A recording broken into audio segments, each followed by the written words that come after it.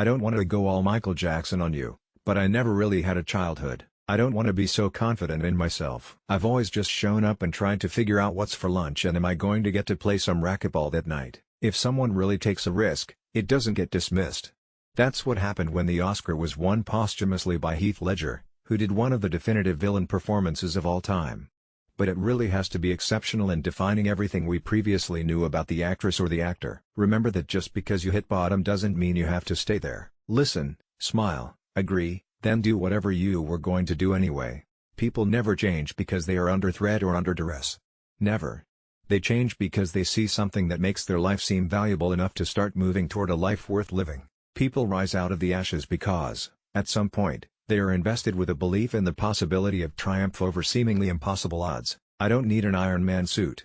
I'm already a weapon of mass seduction. Mediocrity is my biggest fear. I'm not afraid of total failure because I don't think that will happen. I'm not afraid of success because that beats the hell out of failure. It's being in the middle that scares me. I know who I am. I'm a dude playing a dude disguised as another dude. The lesson is that you can still make mistakes and be forgiven. There's unpanned gold in every soul you run into, no matter what walk of life they are from. The old saying is true, behind every good man there's an incredible woman. Discipline for me is about respect.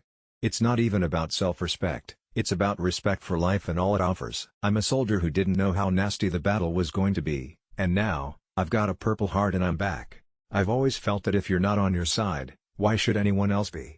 So I always encourage people to be confident, and sometimes even a little falsely so, just so you can give yourself an opportunity. I think that we all do heroic things, but hero is not a noun, it's a verb. Life is just so painful and messy and hard and worth it and all that stuff. If you're raised with a poverty mentality, nothing is going to change it.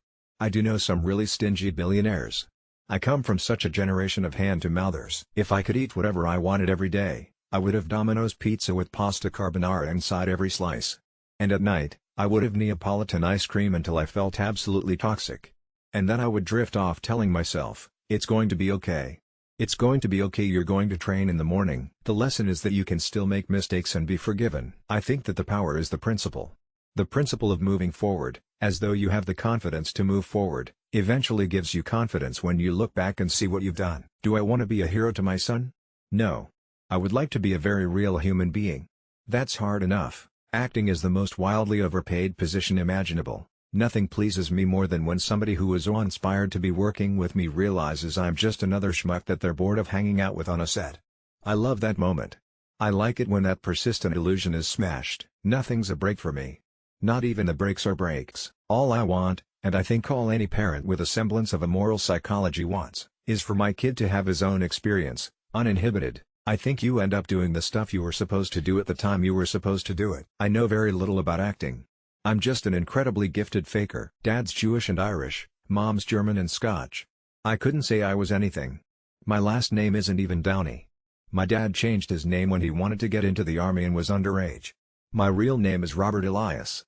I feel like I'm still looking for a home in some way. I've noticed that worrying is like praying for what you don't want to happen. Sometimes you just gotta be drop-kicked out of the nest. But I think Kiss Kiss, Bang Bang really got that thing where, if a movie reads really funny and then has some dramatic or violent or sinister stuff in it, you can't forget that primarily it has to be even funnier than you read it or that other stuff doesn't work. With a terrible script you hustle and try to make it better.